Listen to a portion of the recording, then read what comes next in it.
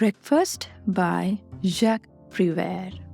I hope I pronounced the French name properly. So as usual, let's get to know about the poet first. Jacques Prévert was a French poet, screenwriter and lyricist. He was born into and raised in a working class family.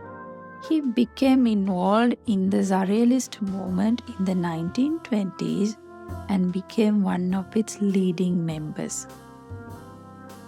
Prévert's poetry is characterized by its simplicity, humor, and social critique. He often wrote about everyday life, love, and politics. His work is seen as a reaction against traditional poetry and its complex forms and language. In addition to his poetry, Prévert was also an accomplished screenwriter.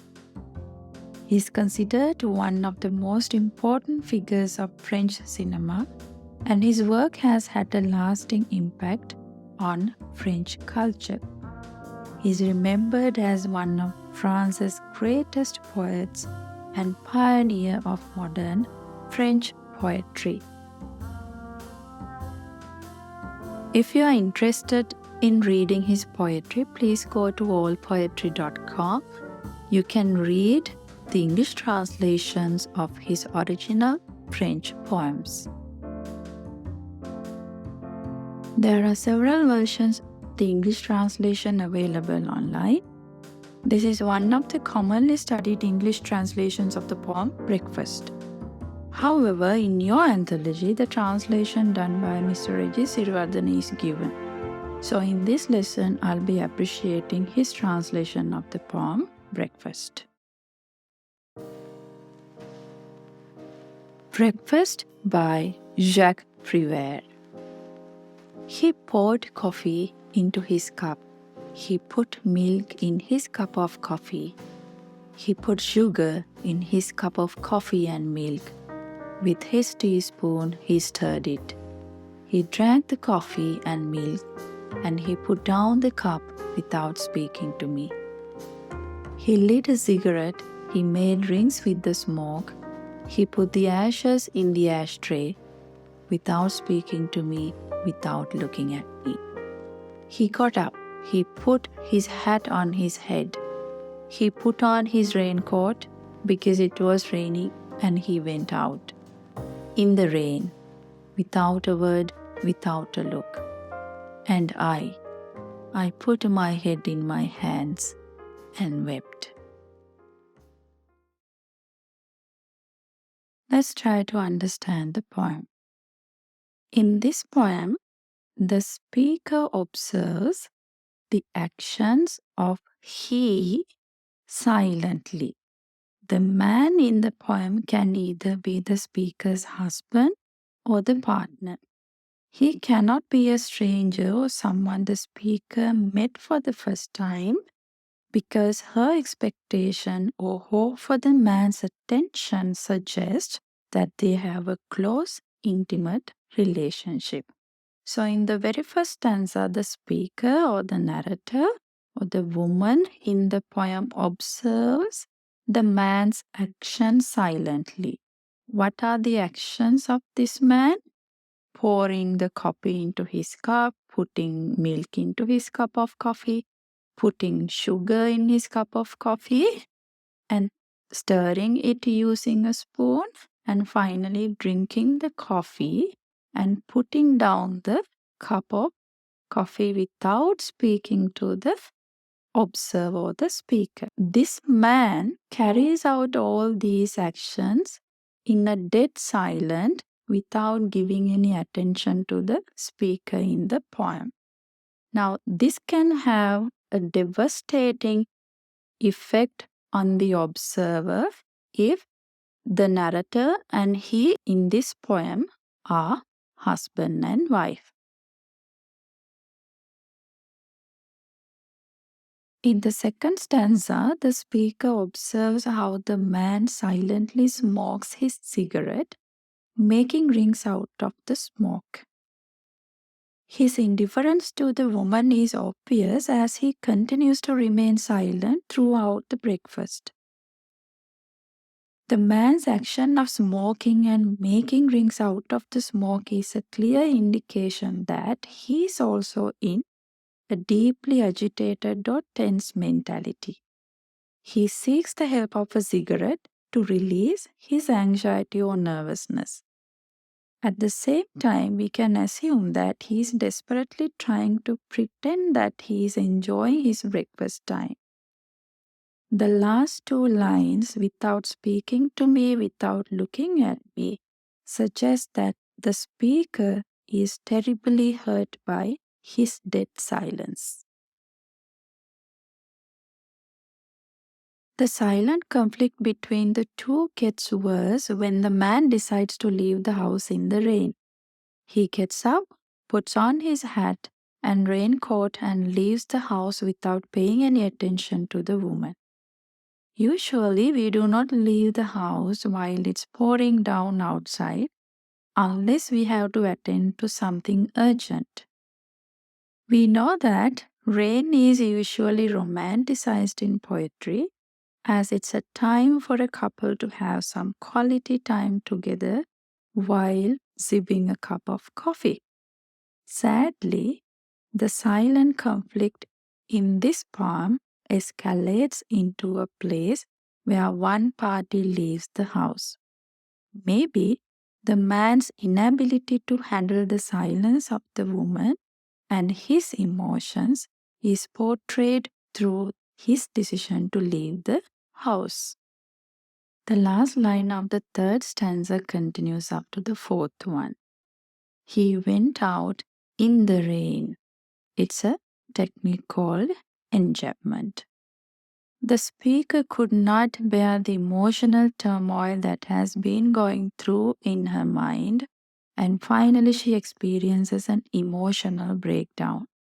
She repeats the phrase without a word, without a look, and it simply indicates her troubled mindset due to the indifference of the man. And I put my head in my hands and wept.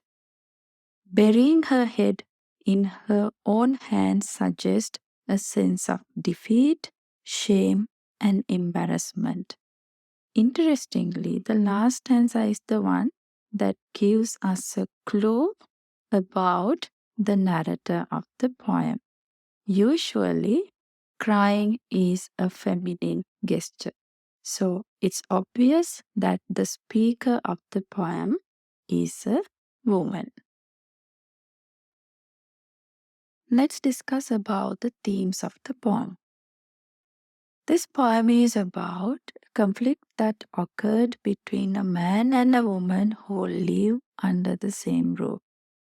Therefore, it's clearly a domestic conflict. There are no verbal arguments, violence, or abuse involved in the conflict. It's just a silence conflict which is being experienced by both the speaker and the man in the poem. The reason for the conflict is not given in the poem. The problem gets worse due to the lack of communication. It's clear how zero communication between the two can have negative impact on a relationship. A strained relationship is fragile and not permanent. But the poem does not give us any clues about the future of the relationship between the woman and the man in the poem. The man leaving the house in the rain does not mean that he's going to leave the woman forever. Another theme is how individuals react to different situations. Now, here I purposefully use the word react because we as humans most of the time tend to react to situations rather than responding. Here, the man reacts to the problem by silently emptying a cup of coffee, smoking a cigarette, and leaving the house in the rain. But the woman in the poem reacts by silently observing the man's actions while bottling up her emotions. Finally, she reacts to the man's departure by releasing the pressure through her tears. So, these are the major themes discussed in the poem. What are the literary devices used by the writer in the poem Breakfast? The very first technique is simple diction. Even an average reader can read this poem, understand it, and enjoy it. The language is very simple. Second technique is anaphora. Anaphora is a repetition of a word or phrase at the beginning of a successive phrases, clauses, or sentences. So in poetry, here for example, he and he repeated in 2 consecutive lines, and then without repeated. And also in the last stanza, without repeated in 2 consecutive lines. So those are the examples for anaphora. Then another technique is first person narration. Here, I is the person who narrates the story. I here is the woman in the poem. Another technique is repetition. We know the poets repeat some words and phrases to highlight some ideas. Now, here, without speaking to me, without looking at me, is repeated throughout the poem with slight variations. In the last stanza, the writer repeats the same without a word, without a look. What is the tone of the poem? It's a very melancholic one, very sad tone. Another technique is unrhymed free verse. This is written according to the structure of blank verse. You will not find a regular rhyme scheme in the poem. Another technique is visual imagery. Reader can create a mental picture of this man making a cup of coffee and emptying the cup of coffee, leaving the house in the rain. The woman or the narrator is crying. These are the examples for visual imagery. And even especially here, the man's act of smoking and making rings out of the smoke create a nice mental picture in the reader's mind. What are the symbols used here? Smoke. The cigarette smoke can be a symbol for a very stressed situation. It simply symbolizes the man's agitation. And then rain also can be a symbol. Rain can be a symbol for both positive and negative. For a couple, it can be something very romantic, but here the situation is quite different. So here rain symbolizes something else, which is related to pathetic fallacy. Pathetic fallacy is when human emotions are attributed to aspects of nature or even weather. The writers usually use weather to reflect a person's mood. Now, in this poem, rain clearly reflects the sad, troubled mentality of the speaker, who's the woman in the poem. Now, another technique is caesura. Caesura is a pause near the middle of a line in the last stanza, and I put. Even I is also repeated here. The pause, the comma between these two phrases suggest once again the frustration, disappointment, and also her inability to articulate her emotions are clearly suggested here. Then last one is title. This is an interesting yet a simple title, and also it can be little bit misleading. As the readers, when we read this for the first time, we expect to read something nice, very sensory details about a breakfast table. But the situation given in the poem is quite different. And interestingly, none of these two breakfasted at the end of the poem. So I have discussed both the themes and the techniques of the poem. And that brings us to the end of today's session on Booktopia lessons. I hope you found it informative and educational. Thank you so much for tuning in. See you in the next lesson.